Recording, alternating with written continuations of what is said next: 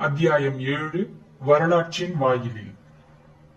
அரசகுமாரியின் அலறலை கேட்டு அதிர்ச்சியுற்ற இதயகுமாரன் சிலையின் சீலையை விட்டு திடீரென திரும்பினானே ஒழிய கண்ணெதிரே தோன்றிய விபரீத காட்சியை கண்டதும் அவன் அதிர்ச்சி, அவசரம் எல்லாமே மறைந்து விட்டன அவன் மனதில் இருந்து. மிக நிதானமான பார்வையையே இதயகுமாரன் செலுத்தினான். கதவுக்கருகில் அரசகுமாரியின் கழுத்துக்கு குறுக்கே வாளை அழுத்தி நின்றிருந்தவனை பார்த்து. அந்த நிதானத்தை வந்தவன் தவறாக புரிந்து கொண்டிருக்க வேண்டும். ஆகையால் சற்று பெரிதாக நகைத்து, சோழ நாட்டு வீரம் எங்கோ பறந்து விட்டதாக தெரிகிறது என்று கூறினான்.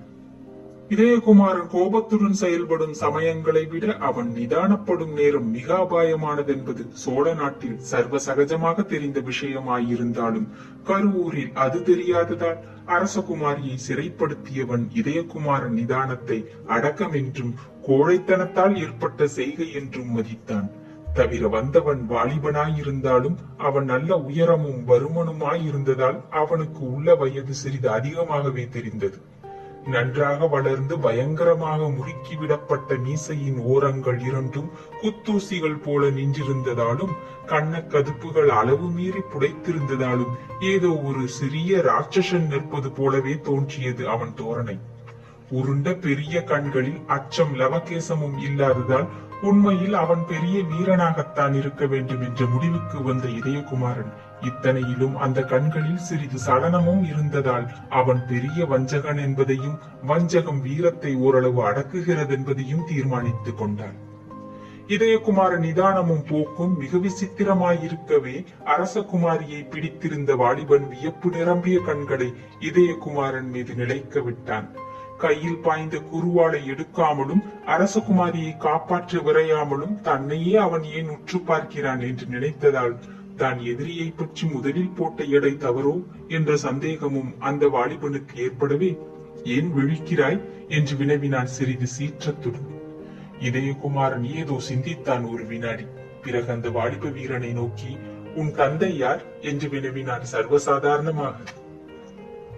இந்த கேள்வி அந்த வாலிபனுக்கு விசித்திரமாயிருக்கவே, யாராயிருந்தால் உனக்கென்ன என்று வினவினான் இருச்சொலுடன்.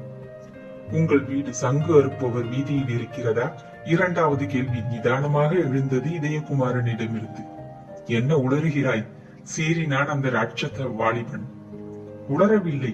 சங்கறுப்பவர் வீதியில் இருந்தால் நீ சங்கருக்கும் ஜாதியாய் இருக்க வேண்டும் என்றான் இதயகுமாரன். ஜாதியை பற்றி இங்கென்ன பேச்சு என்று கேட்டான் சிறிது குழப்பத்துடன் எதிரி.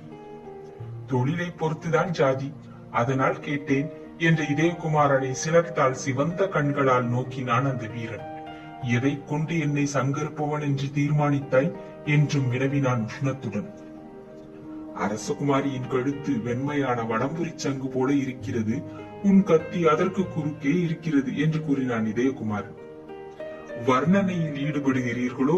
நீங்கள் கவிஞர் போலிருக்கிறது என்று இகழ்ச்சியுடன் நகைத்த அந்த வாலிபன், அரசகுமாரி கழுத்தை விட உங்கள் வலதுகையை நீங்கள் பார்ப்பது நல்லது என்றும் கூறினான் நகைப்பினுடைய.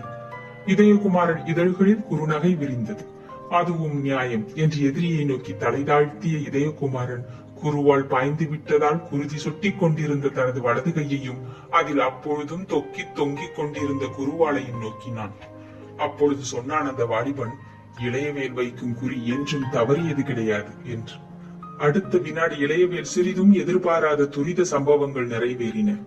வலதுகை குருவாளை தனது இடது கையால் சட்டென்று இழுத்து விட்ட இதயகுமாரன் சரையில் என்று நிமிர்ந்து அதே குருவாளை எதிரியின் வாள் பிடித்த கையின் மேற்புறத்தின் மீது வீசினான். மின்னல் வேகத்தில் வீசப்பட்ட அந்த குருவாள் தோளுக்கு சற்று கீழே தைத்து விட்டதால் அரசகுமாரியின் கழுத்தை அழுந்தி நின்ற பெருவாள் நிலத்தில் சட்டென்று விழுந்து விபரீத ஒளிகளை அந்த அறையெங்கும் பரப்பியது. அடுத்த வினாடி காலில் இரும்பு போல் ஏதோ பாயவே ஒரு புறமாக சாய்ந்து விட்ட இளையவேலின் பெரும் கழுத்தின் குரல்வளை இதயகுமாரின் வலது கையின் இரும்பு பிடியில் இருந்தது. இளையவேலின் விழிகள் பிதுங்கி நிற்கும் நிலைக்கு வந்ததால் அவனை ஒரு புறமாக இதயகுமாரன் தள்ளவே சட்டென்று தரையில் சாய்ந்த இளையவேல் பக்கவாட்டில் இருந்த சுவரில் சாய்ந்து நின்றான். அசுர வேகத்தில் நிகழ்ந்து விட்ட இந்த சம்பவங்களால் நிலைகுலைந்து போன இளையவேல் மிகுந்த ஆச்சரியத்துடனும் மதிப்புடனும் இதயகுமாரனை நோக்கினான்.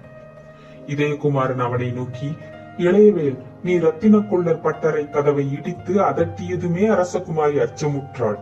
அதற்கு காரணம் இருப்பதை இப்பொழுது புரிந்து கொண்டேன். நீ குருவால் எறிந்த முறையிலிருந்து நீ பெரிய வீரன் என்பதை புரிந்து கொண்டேன். அதனால் தான் உன் கழுத்தை நோக்கி குருவாலை நான் வீசவில்லை. வீசி இருந்தால் அது தவறாது. அரசகுமாரியை தொட்டதற்கே உன்னை கொன்றிருக்கலாம்.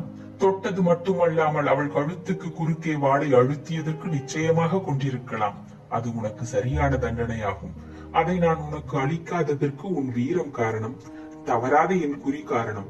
ஆனால் இளையவேல் என்ற இதயகுமாரன் வாசகத்தை முடிக்காமல் விட்டான். இளையவேல் வலது கையில் அவனது குருவாளே பாய்ந்திருந்ததால் அதை எரிச்சலுடன் நோக்கினான். அதன் விளைவாக என்ன என்று வினவினான் எரிச்சல் குரலிலும் ஒலிக்க. உன்னிடம் வீரம் இருக்கிறது, வேகம் இருக்கிறது, விவேகம் இல்லை என்றான் இதயகுமாரன் வருத்தம் தோணித்த குரலில். என் விவேகத்துக்கு என்ன குறைவு? இளையவேலின் குரலில் கோபம் மறைந்து விட்டது, வியப்பு ஒலித்தது. என் வலது கையில் உனது குருவால் பாய்ந்தவுடன் நீ செய்திருக்க வேண்டியது அரசகுமாரியின் கழுத்தில் வாளை அழுத்தும் வேலையல்ல, என் இடது கையையும் செயலற்று போக செய்திருக்க வேண்டும் என்ற இதயகுமாரன் அர்ஜுனனை பற்றி கேள்விப்பட்டிருக்கிறாயா என்று வினவினான். எந்த அர்ஜுனன்? பீமன் தம்பி. அவனுக்கு என்ன இப்பொழுது? அவனுக்கு சவ்யசாசி என்று ஒரு பெயர். எந்த பெயராயிருந்தால் எனக்கென்ன?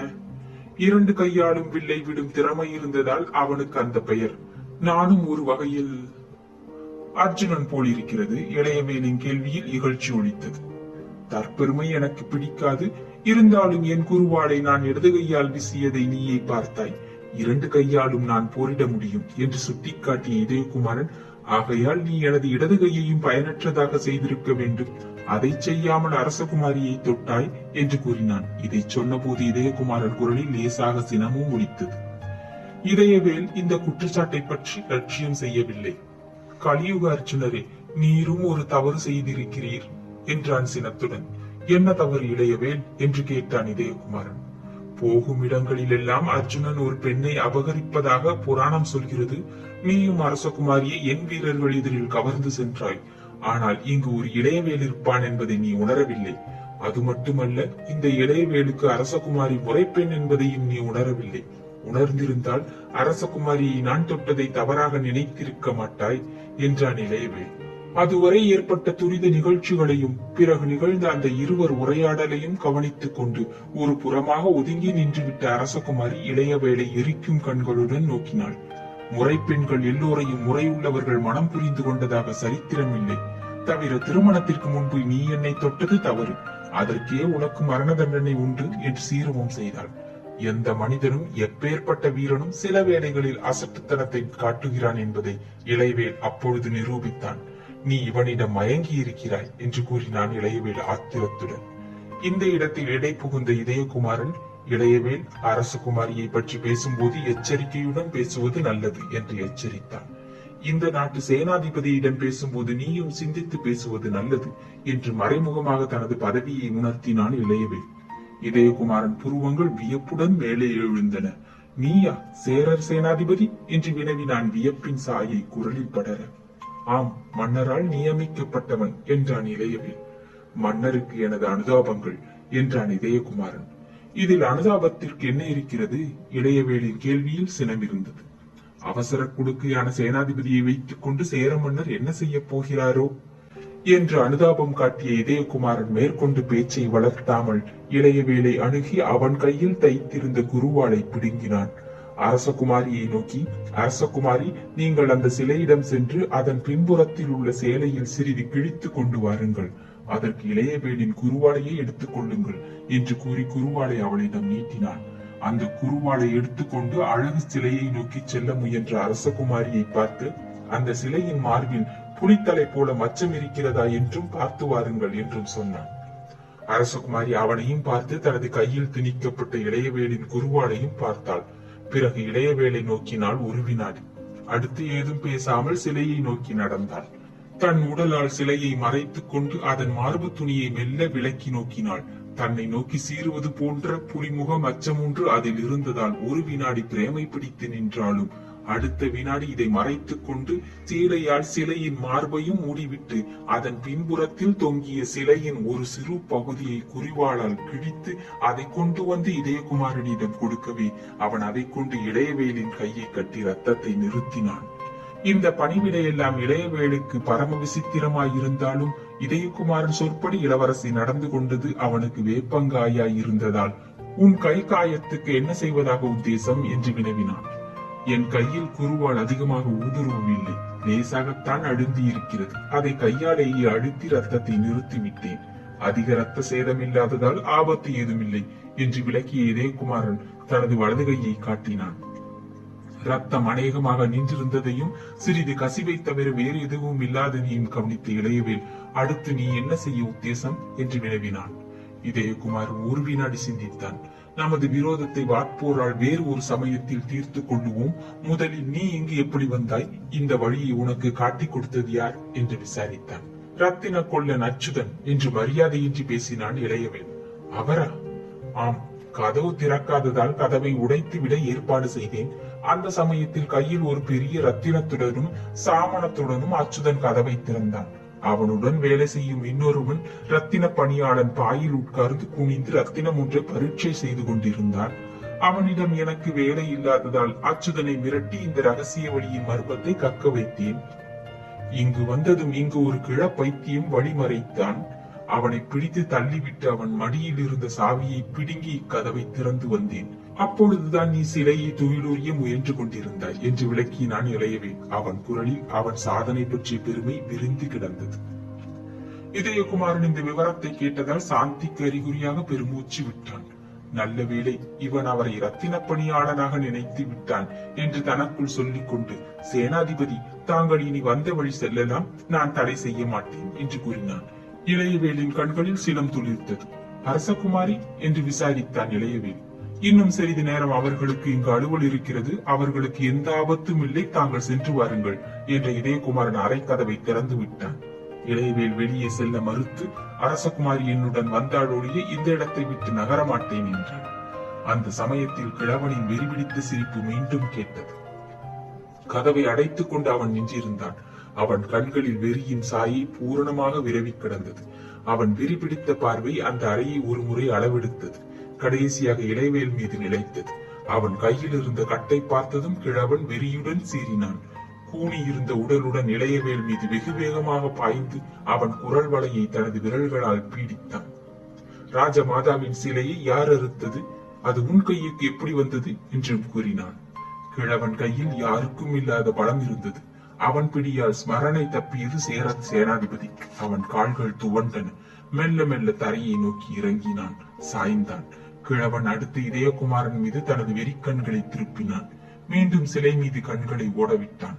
சிலையை பார்த்தவன் சிலையாகவே ஆகிவிட்டான். ஸ்தம்பித்து நின்று விட்டான் பல வினாடிகள். பிறகு மண்டியிட்டு நரைத்தலையால் தரையை தொட்டு வணங்கினான். இதயகுமாரனும் இளவரசியும் சிலையை நோக்கினார்கள். சிலைக்கு இருபுறத்திலும் ரத்தின கொள்ளரும் இதயகுமாரனை முதலில் அறிமுகப்படுத்தி அந்த புதிய மனிதரும் நின்றிருந்தார்கள். அவன் இறந்து விட்டானா என்று கவலையுடன் கேட்டார் அந்த மனிதர். இல்லை மன்னவா, மூர்ச்சை அடைந்திருக்கிறான் என்றான் கிழவெறியன். அவரை மன்னவா என்று கிழவன் அழைத்ததும் அரசகுமாரி சட்டென்று அவரை ஏறெடுத்து நோக்கினாள் தனது விழிகளால். அவரை வணங்குமாறு இதயகுமாரன் ரத்தின கொள்ளன் அறையில் தனக்கு ஆணையிட்டது அப்பொழுது அவள் நினைவுக்கு வரவே, இவர் யார், எந்த நாட்டு மன்னர் என்று வினவிக் கொண்டாள் தனக்குள். அவள் முகத்தில் விரிந்த குழப்பத்தை அச்சுத கொள்ளர் கவனித்தார். குழந்தாய், நாம் இப்பொழுது தமிழக வரலாற்றின் முக்கிய பகுதியின் வாயிலில் நிற்கிறோம். உன்னை சூழ்ந்துள்ள பெரிய மர்மம் இன்று இந்த அறையில் அவிழ்க்கப்படுகிறது என்றார் உணர்ச்சி மிகுந்த குரலில். நீ சேரன் புதல்வி அல்ல என்று தனது கதையை தொடங்கினார். அத்தியாயம் 7 நிறைவுற்றது. நன்றி, வணக்கம்.